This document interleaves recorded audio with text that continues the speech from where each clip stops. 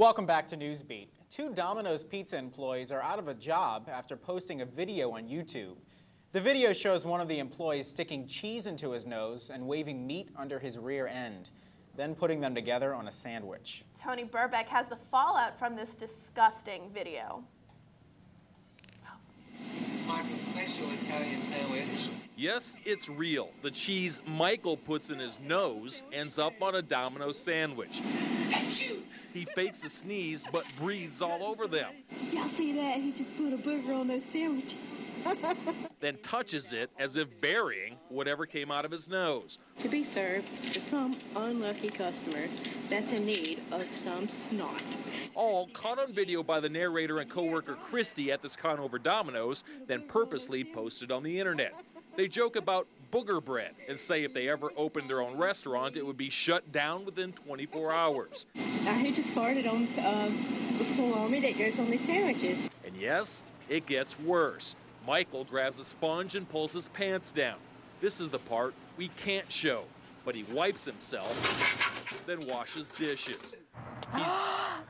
Oh, that's disgusting. Samantha Merritt works at a restaurant. That should never happen. She says there's a rule everyone who works with food lives by. You don't mess with it. If you do, you get fired. Period.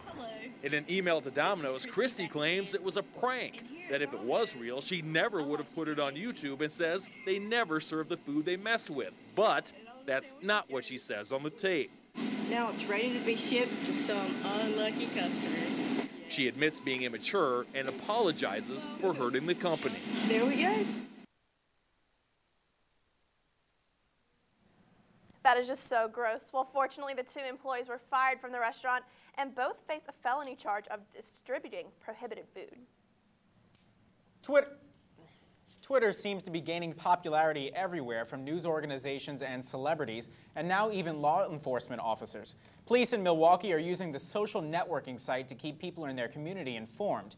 And as Kathy Ores reports, they're not the only ones.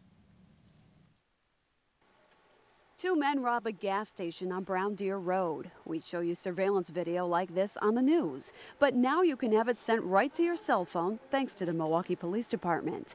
MPD is using Twitter, a free online service which limits messages to 140 characters or less to post everything from crime alerts to press releases.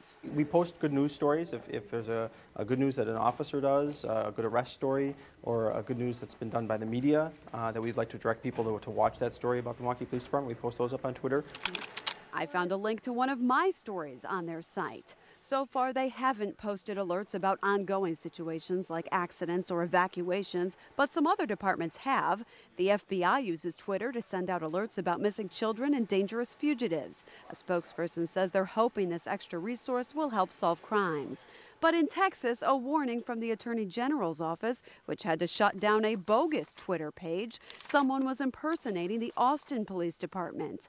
Milwaukee police are taking extra precautions to make sure it doesn't happen here. Well, what we do is when we post a bit of information, we direct them back to a site that they know is going to be legitimate. Alerts posted here usually direct you back to MPD's website or another trusted link. But if you're ever in doubt, you can call the department to verify the information.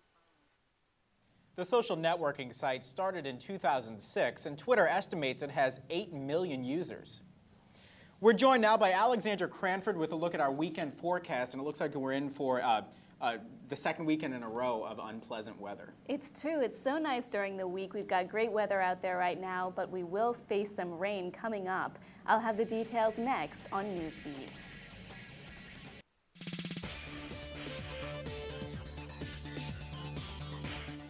Welcome back to Newsbeat. I'm Alexandra Cranford. Well, over spring break, you may have seen some showers depending on your destination, but I hope you got plenty of sun for most of the time. We've certainly seen some sun this week in Baton Rouge. We've gotten some gorgeous springtime weather, mostly mild mornings with temperatures in the 50s. And as you can see, our highs are climbing right up into the mid-70s.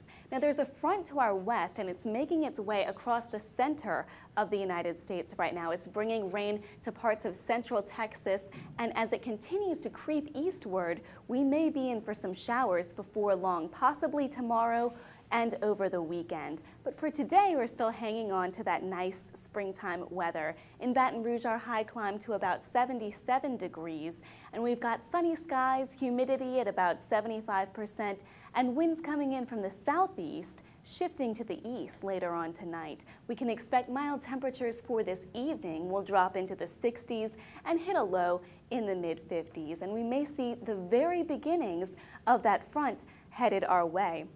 There's a 20% chance for some showers after 1 a.m. So just keep that in mind if you're planning on a late night. I wouldn't worry about it too much though. Tomorrow that rain is a bit more threatening. We have a 30% chance for some scattered showers and thunderstorms. We'll have mostly clear skies, and our high will climb up into the upper 70s with some slightly stronger east winds. And unfortunately, that front continues to get closer, and our chances of rain increase. Saturday, we've got about a 50-50 shot of seeing some showers, and on Sunday, there's a 30% chance. Monday and Tuesday will bring sun back to the area. So be prepared for some scattered rain this weekend as that front hits us, especially Saturday. It looks like that'll be our worst day. But things should clear up again at the start of next week. And that's all for weather. Kristen's got more on sports. Thanks, Alex. Coming up in sports, the LSU baseball team regained the #1 spot in the polls. Could they hold on to that ranking heading into 2 midweek games? We have the results next. But first, it's going to be a big weekend in LSU sports. We'll tell you who is participating when we return.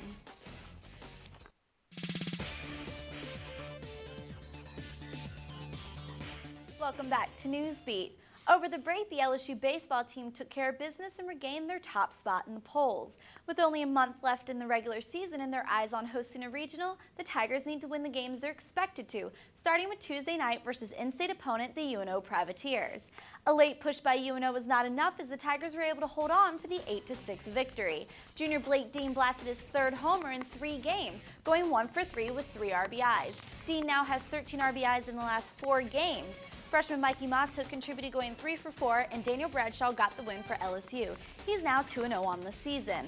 The Tigers hope to keep the momentum going into last night's game versus another in-state rival, Nicholls State. However, things did not go as well as Nicholls State defeated LSU 3-1.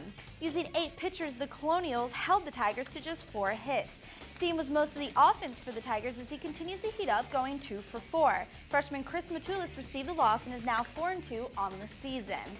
LSU hopes to get back on track as they return to SEC play this weekend versus Tennessee. Traveling down the road to the new Tiger Park, the 18th ranked LSU softball team hosted Southeastern Louisiana in a doubleheader last night. The Lady Tigers continue to be hot, taking both games. LSU won the first game 9-1 as Kirsten Shortridge led the way, going 3 for 4 with 2 RBIs. Ashley Applegate also contributed with a 2 for 4 2 RBI performance. LSU kept that momentum going, winning the second game 8-1. Rachel Mitchell led the way with a 3 for 3 3 RBI performance.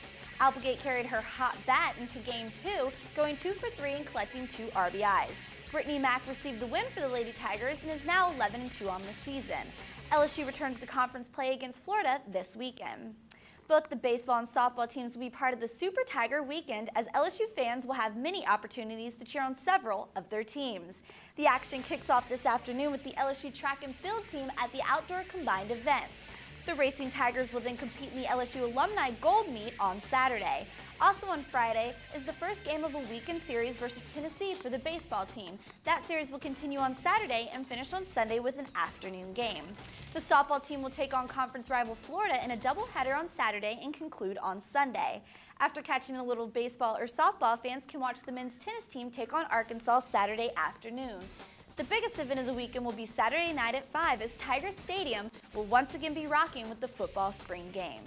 Those Super Tiger fans who attend 4 of the weekend's 6 events will receive a free Super Tiger fan t-shirt and be entered into a contest to win other great prizes.